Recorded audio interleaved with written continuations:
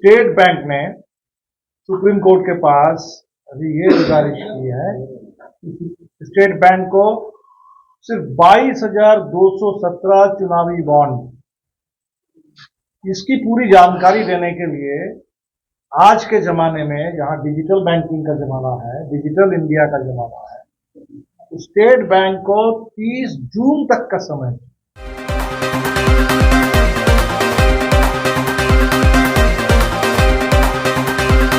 Supreme court का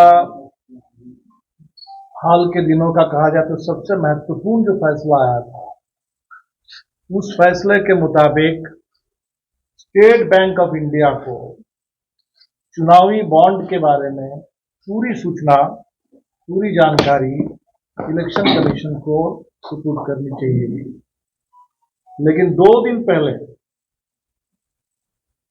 state bank ने supreme court के पास अभी ये गुजारिश की है कि स्टेट बैंक को सिर्फ 22,217 चुनावी बॉन्ड इसकी पूरी जानकारी देने के लिए आज के जमाने में जहां डिजिटल बैंकिंग का जमाना है, डिजिटल इंडिया का जमाना है, तो स्टेट बैंक को 30 जून तक का समय।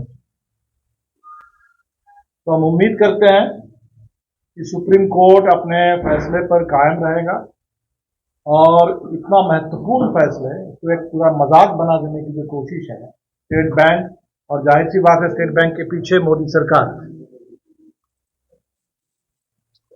इसमें जो बड़ा सवाल खड़ा होता है कि सुप्रीम कोर्ट ने इससे पहले जो इस पूरे इलेक्टोरल बॉन्ड के मामले में जो इंटरिम वर्डिक्ट था, उस वर्डिक्ट के हिसाब से स्टेट बैंक के पास पूरा रिकॉर्ड होना चाहिए। सुप्रीम कोर्ट ने कहा था कि आप रिकॉर्ड मेंटेन करते रहिए, तो रिकॉर्ड तो बिल्कुल सारे जानकार लोग कह रहे हैं ये एक फैसले की बात है। अगर स्टेट बैंक को केंद्र सरकार अलाउ करे और स्टेट बैंक अपने सुप्रीम कोर्ट के फैसले पर अमल करे तो इसमें कोई वजह नहीं है कि इसमें 4 महीने के समय के लिए। हम सब लोग देख रहे हैं कि कोई आम आदमी जब बैंक में कोई अकाउंट खोलता है तुरंत उसको आधार, पैन सब कुछ देना पड़ता है। आप कोई भी छोटा मोटा ट्रांजैक्शन करते हैं आज के जमाने में, तुरंत आपके पास बैंक से SMS आ जाता है कि आपका कितना पैसा कहाँ कटा, क्या हुआ। और जहां करोड़ों करोड़ रुपए का इलेक्टोरल बॉन्ड का सवाल, ये हो ही नहीं सकता, इसके बारे में बैंक के पास ठीक से जानकारी नहीं है। तो जाहिर सी बात है कि 30 जून तक समय मांगने के पीछे एकमात्र मकसद है कि चुनाव से पहले ये जानकारी लोगों को उपलब्ध ना हो। और तब ये सवाल उठता है, अभी हमने देखा कि जो 3 तारीख हम लोगों की रैली हुई पटना में, उसके बाद से पूरे भारतीय जनता पार्टी में सब लोग कह रहे हैं मोदी परिवार के साथ, मोदी का परिवार। तो स्टेट बैंक के इस अपील से बिल्कुल साफ है कि मोदी का असली परिवार के सदस्य कौन है। ये वही कॉर्पोरेट के हैं जो चुनावी चंदा कहा जा रहा है, इसको चंदा नहीं कहना चाहिए, ये रिश्वतखोरी है, ये चुनावी रिश्वत है, राजनीतिक रिश्वत है। और जो लोग कहते हैं कि भाई मोदी राज में भ्रष्टाचार कहाँ है, तो मोदी राज में भ्रष्टाचार का सबसे बड़ा सबूत इलेक्टोरल बॉन्ड घोटाला है। और जो अभी अगर जानकारी पूरी आ जाए तो पूरे देश की जन अदालत के सामने ये सरकार पूरी तरह से बेपर्द है, और इसीलिए ये कोशिश हो रही है। तो हमें लगता है कि ये पूरे देश के सामने बहुत बड़ा मुद्दा है, भ्रष्टाचार का, आर्थिक और राजनीतिक, और सुप्रीम कोर्ट का मजाक उड़ाने का। और इसलिए इसको एक बहुत बड़ा चुनाव में, चाहे सुप्रीम कोर्ट जो भी फैसला दे, SBI उसको माने ना माने, ये अपने आप में देश के सामने इस समय बहुत बड़ा मुद्दा है। जो 3 तारीख की रैली थी, बहुत कम समय की तैयारी में हमें लगता है कि बहुत अच्छी रैली हुई। हालांकि हम पूरी तरह से संतुष्ट नहीं हैं, क्योंकि जिस तरह की और भागीदारी होनी चाहिए थी, हमने देखा कि मौसम के चलते उसमें थोड़ी दिक्कत आई। हमारे लोग तो बड़ी रैलियों में एक दिन पहले से आना शुरू करते हैं, और जो भी दूर दराज से हमारे साथी आए थे 2 तारीख रात को ही गांधी मैदान में डेरा डाले हुए थे, और जाहिर सी बात है कि बरसात के लिए कोई तैयारी नहीं थी और बहुत लोगों को तकलीफ हुई। और 3 तारीख सुबह भी निकलने वाले जो लोग थे उस समय जो बारिश की स्थिति थी, इसके चलते भी पूरी संख्या में लोग आ नहीं पाए। बावजूद इसके जो रैली हुई, हमें लगता है कि एक बहुत अच्छी रैली हुई पूरे बिहार के लिए और देश के लिए। और जो प्रचार हो रहा था नीतीश जी के हटने के बाद कि इंडिया गठबंधन बिखर गया है, विपक्ष का जो पूरा तेवर है वो कुछ ढीला पड़ गया है, हमें लगता है इस रैली ने उस सारे भ्रम का जवाब दे दिया है। और बिहार से लेकर के पूरे देश में इंडिया गठबंधन की मजबूत उपस्थिति, उसके आक्रामक राजनीतिक एजेंडा, उसको सामने ला दिया। 9 और 10 तारीख को हमारी पॉलिट ब्यूरो की मीटिंग है पटना में, हम लोग उसमें फाइनल तय करेंगे। अभी तक जो हमारे पास जानकारी है, झारखंड में मोटे तौर पर कौन है भाई सीट शेयरिंग फाइनल करीब करीब हो गया है और वहाँ कोडरमा सीट से हमारे उम्मीदवार रहेंगे।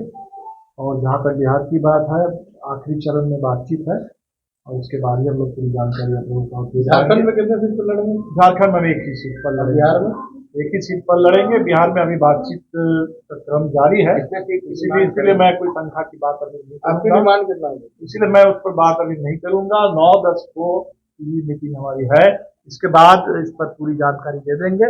लेकिन हम उम्मीद करते हैं कि जिस तरह से जनता ने जो उम्मीद जताई है इंडिया गठबंधन पर और जन विश्वास रैली में जो जन सैलाब उमड़ा, उस हिसाब से बिहार में हम लोगों को ठीक से सीट शेयरिंग का तय कर लेना चाहिए। और हमें तो पूरी उम्मीद है, पूरा भरोसा है कि बिहार का, झारखंड का और उसी तरह उत्तर प्रदेश और महाराष्ट्र में भी 2019 में जो चुनाव परिणाम है उससे काफी अलग, बिल्कुल 2020 में हम लोग जहां तक पहुंच गए थे, बात उससे आगे बढ़ने का है, उससे बात आगे बढ़ेगी। बिहार इस पूरे देश में इस बदलाव के चुनाव में बिहार अगुवाई करेगा, ये पूरा बिहार पर भरोसा। कोडरमा सीट पे चुनाव लड़ रही है इंडिया का? बिल्कुल बिल्कुल, इसीलिए हमने कहा इंडिया गठबंधन के तहत बिहार में सर आप लोगों की कितने सीटों की डिमांड है सर? कितने सीटों पर आप लोग क्या अनुमान चाहिए आप? अभी इसको हमें बात हो जाने दीजिए। ये हमें लगता है कि इस पे 2-4 दिन की बात है, अभी बहुत देर में। पिछली बार से ज्यादा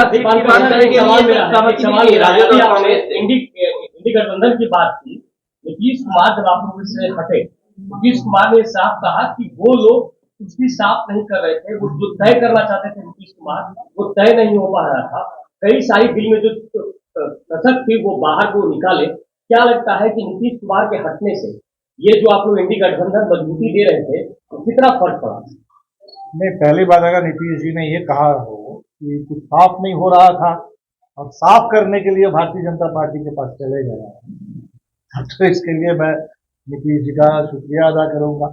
अगर यही एक उसमें जो साफ नहीं हो पा रही थी चीजें कि नीतीश जी किधर रहेंगे, तो ये चुनाव से पहले उन्होंने साफ कर दिया, ये अच्छा काम उन्होंने किया। ये एक बातें आ रही है कि नीतीश जी लालू जी चाह रहे थे कि सीटों का बंटवारा विधानसभा में संख्या बल के आधार पर हो, नीतीश जी चाह रहे थे कि सीटों का बंटवारा लोकसभा की सीटों के संख्या बल के आधार पर हो। तो क्या उसी प्रश्न की वजह से नीतीश जी क्या बाहर निकले? नहीं, उस वजह से क्यों बाहर निकलेंगे? इस वजह से क्यों बाहर निकलेंगे?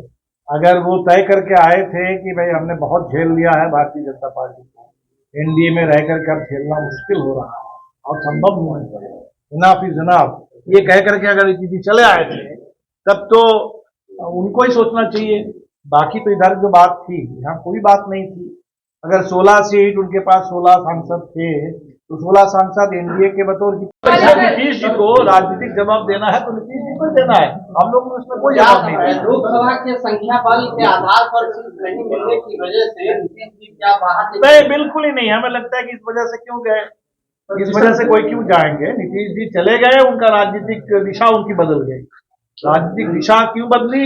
इसका जवाब नीतीश जी। अब आपको लगता है कि नीतीश कुमार दोबारा आ सकते हैं मई 2024 में? नहीं, ये तो इसमें तो मुझे लगता है कि तेजस्वी जी ने सही सवाल खड़ा किया कि मोदी जी जो इतनी गारंटी की बात करते हैं, क्या नीतीश जी की गारंटी लेंगे? सर, एक सवाल इसलिए हम तो इस पे कोई कुछ कहने वाले सर, नहीं। अभी आपने कहा कि जिस तरह से मोदी में लोग कह रहे हैं कि मोदी के आगे परिवारवाद लगा दिए हैं, तो लालू जी भी तो भरी स्टेज पे जनविश्वास रैली के दिन तेजस्वी जी को और तेज प्रताप जी को हाथ उठा के कहे कि ये हमारे बेटे हैं और आगे चुनाव लड़े, तो उन्होंने भी तो परिवारवाद किया है। आप इसे कैसे देखते हैं? नहीं, हमें लगता है कि अगर बेटे हैं तो है, बिल्कुल फैक्ट है।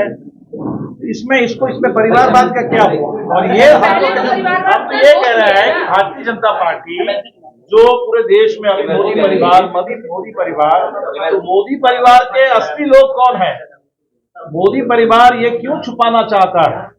ये जो कॉर्पोरेट में जो 100 करोड़, हजारों करोड़ भारतीय जनता पार्टी को देने वाले लोग, इनके ऊपर क्यों पर्दा डालना चाहते हैं? मोदी जी एक तरफ कह रहे हैं कि पूरा देश हमारा परिवार है, इस देश के सारे बेरोजगार नौजवान हमारे परिवार के ही सदस्य हैं, इस देश के सारे किसान जिनके ऊपर गोली चल रही है, जिनको दिल्ली में आने नहीं दिया जा रहा है, जिनके सामने बैरिकेड है, वो सारे किसान जो ठगे जा रहे हैं, एमएसपी नहीं मिल रहा है, वो सब उनके परिवार। वो कह रहे हैं कि मैं अपने परिवार के लोगों को इस तरीके से ठग रहा हूँ। ये ठीक है, बता रहे हैं, बारे में क्यों नहीं बता रहे? राजद और कांग्रेस से समर्थन मिल गया है, राजद और कांग्रेस से समर्थन मिल गया है, अपने नाम की घोषणा कर दीजिए विधान परिषद के लिए।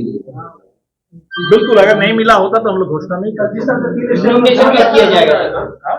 नॉमिनेशन कब करना? एक क्वेश्चन जितेंद्र जी, एक सवाल मेरा है कि अभी आपकी महिला साथी ने देश के तमाम मुद्दों पर अत्याचार को लेकर के बात की, मणिपुर जिले संदेश खाली के मामले पर आपकी पार्टी का स्टैंड क्या है? संदेश खाली के मामले में वहाँ हमारी पूरी टीम गई थी और हम लोगों ने महिलाओं की बात वहाँ सुनी, और जो भी जिनके ऊपर महिलाओं ने आरोप लगाए थे उसमें सिर्फ महिलाओं के ऊपर अत्याचार का ही सवाल नहीं था, वहाँ जमीन मजदूरी की भी लूट का सवाल था। उन तमाम लोगों की गिरफ्तारी के लिए हमने आवाज उठाई, लेकिन इसको लेकर के भारतीय जनता पार्टी ने एक बहुत ही गंदा खेल राजनीतिक खेला है। भारतीय जनता पार्टी ने इस पूरे मसले को हिंदू महिला बनाम कुछ राष्ट्रीय के तृणमूल कांग्रेस के कुछ मुस्लिम नेता ये साबित करने की कोशिश की, जो सरासर गलत हुआ, क्योंकि इसमें जो पीड़ित महिलाएं हैं वो भी, उसमें हिंदू भी है, मुस्लिम भी है, दलित भी है, आदिवासी भी है, तमाम संविधान के हैं, और जिनके ऊपर आरोप लगे हैं, जो अभी गिरफ्तार हुए हैं 3 लोग, उसमें एक मुस्लिम है और 2 उनके जो प्रधान उनके उस पार्टी के जो बड़े नेता हैं स्थानीय स्तर पर, वो हिंदू हैं।